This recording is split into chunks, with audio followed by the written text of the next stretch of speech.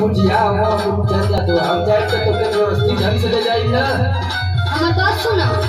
सुनावा। काहे का जावत बड़ा सिपारो।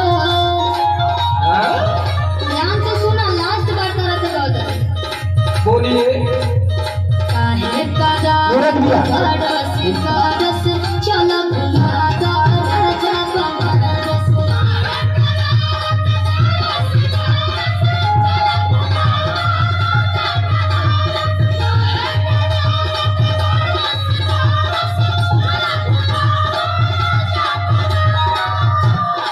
चला आज सवेरे सवेरे तू मुंह खोल दे ना। चला सुना। बोलो। आज हम मानव ना सगरो तो के भ्रमण करवाई देखी। मारे ना मेकअप पहिरला चूना। अच्छा हां मारे ना मेकअप पहिरला चूना।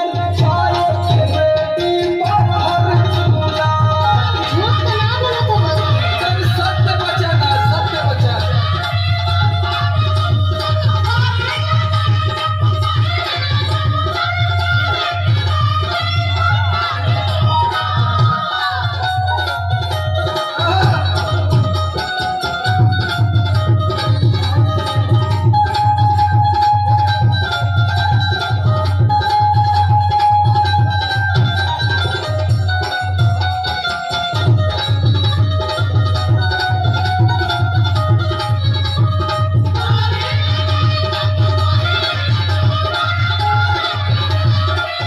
धुआवत पछुआवत थी केकरे खाती। एक बात बोली। बोला। आज ले तो तू बाइको पे हमरा के ना घुमैला। अभी काम करत रह तो फॉर्च्यूनर पे घुमैला।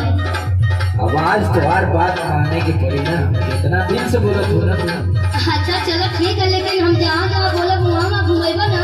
अरे जरूर घुमाए में और यही में हम सोचत थी कि आलोक को भैया भौजी दोनों जाने के बोला नहीं, बड़ा दिन से मन ले।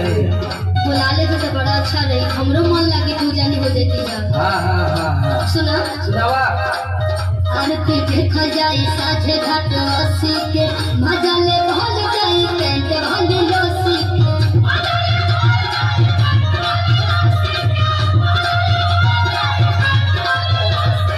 और सुना नहाई गंगा माई तार दी है दुखवा से साड़ी जोड़े जोड़े ले बुझी चौबुकवा से।